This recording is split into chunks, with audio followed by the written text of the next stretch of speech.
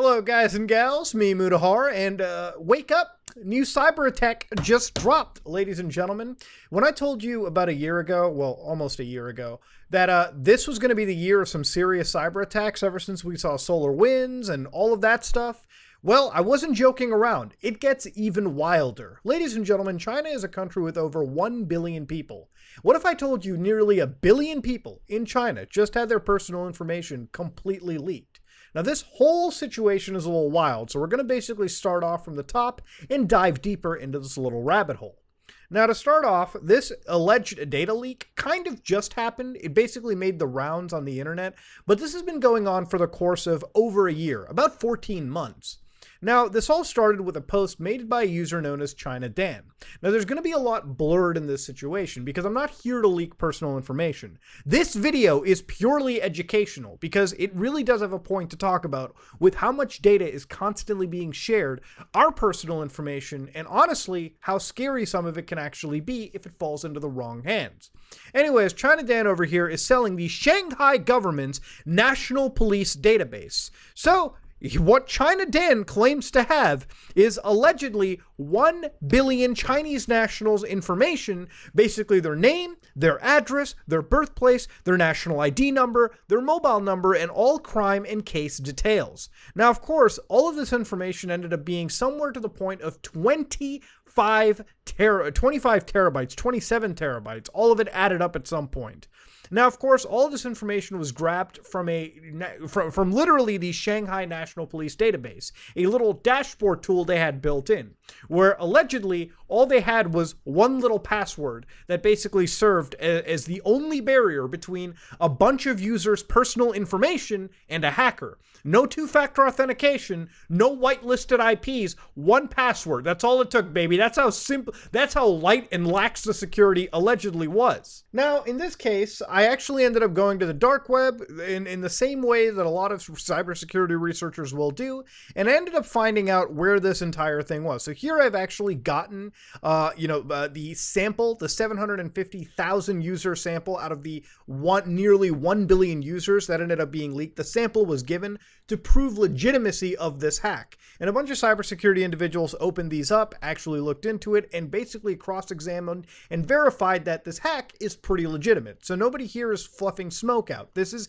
legitimately from the Chinese police. Now, what was really wild in this hack is what they were actually able to uncover. So looking into a lot of these personal situations, it found out that not only, again, were these just names, addresses, personal information pieces, but they also contained literal case notes from police situations. For instance, in one case, this is literally notes allegedly from that entire situation, a note from May 3rd, 2018, where the police of our bureau found that blank used VPN software in blank Shanghai to go over the wall, basically the Chinese Great Firewall, which we just covered about a week ago, where we actually talked about how the internet in China was heavily censored and heavily regulated. China effectively, while the people are great, their government absolutely has a hard-on for police surveillance, mass surveillance, controlling their population and the data flow of information that goes to them. So here you can see that they were going to the foreign website Twitter and forward reactionary remarks involving the party, politics, and leaders, suspected of disturbing social and public order. So literally being critical of China's government is enough for them to be basically surveillanced by the national police. Of course, in this case, they've literally got their address type, their block building, case numbers, where they are, obviously Shanghai, a confidence rating of 5, which is almost like some weird social credit rating, I believe, of like how dangerous one person can be. And of course, their geohash, latitude, longitude, and whatnot, basically finding out every bit of their granular address that they can. These were users that were constantly being spied upon. So yeah, it's pretty dangerous and it's pretty spooky how all these users had their data basically stolen and exposed to the rest of the world. Now, all this is brought up and basically peddled to the internet for a measly little sum of 10 Bitcoin, which is around 200,000 US dollars. Obviously, this amount is very minuscule for getting the amount of data that they're offering, about 1 billion users. So you might be wondering, how did this get hacked? Now, I told you in the beginning that basically there was a dashboard set of information which basically allowed a user, if they had the password and credentials, to jump in and basically get access to all this data. So effectively what had happened is for about a year, a bunch of hackers, or a hacker in this case, China Dan, who is alleged to actually have broken into this system, had broken in, basically saw all this data and downloaded very slowly over the course of 14 months, it seemed. Now, of course, you can't just download 23 terabytes of information. Obviously, it's going to trip red flags to anybody who's monitoring the network. So what you do is you download gigabytes, terabytes, a terabyte basically over the course of a month. And you keep doing that every single month. Eventually, all the data was downloaded and the ransom letter was given basically telling them, hey, you got screwed. We're selling this information. Haha, you're done. And that's effectively how this had played out. That's the rough, basically, play. Now, there was a little bit of a conspiracy that what had happened was one of the actual governmental agents, one of the government researchers, accidentally leaked the login credentials, the little, the hard-coded credentials to get into the system. So on CSDN, which is Chinese Software Developer Network, there was an archive all the way back, ladies and gentlemen, and we're talking way back in 2020, okay? Not that far back. But of course, you can imagine here in this little post by an actual security researcher or an actual, a governmental agent, as we were saying, had actually basically leaked the details. Now, of course, in part of this code right over here that I'm actually going to be blurring out, they had actually leaked out the access ID, access keys, and basically it had linked to an endpoint in the Ali cloud, which is basically the Alibaba cloud. Now, for those of you who don't know what Alibaba is, it's basically Chinese Amazon. Not only are they one of the biggest e-commerce websites in China, but they're also one of the biggest data hubs in China too. They're one of the biggest tech firms in China imaginable. So of course, they had some key level to play in managing and hosting these databases. Now, of course, the Chinese government, a lot of the tech companies, are refusing to comment on any of this. In fact, it's so bad that on their social networks, they're actively blocking out any mention of this data leak. Now, of course, ladies and gentlemen, there needs to be more information that comes out. Quite honestly, this really just got exposed. And until and unless the actual Chinese government and a lot of their agents and their cybersecurity divisions actually comment on what happened, nobody's ever going to know the complete truth of this situation. But what did actually appear to happen was about 1 billion users had their personal information completely revealed. And not just their personal information, sometimes their involvement with local law enforcement or national level police. A lot of those case notes are pretty damn revealing in a lot of cases. And of course, it does show you on a very small level how far China goes to actively spy on its citizens and log every single thing that they do. Now, of course, what makes this really scary is not that your government's necessarily spying on you.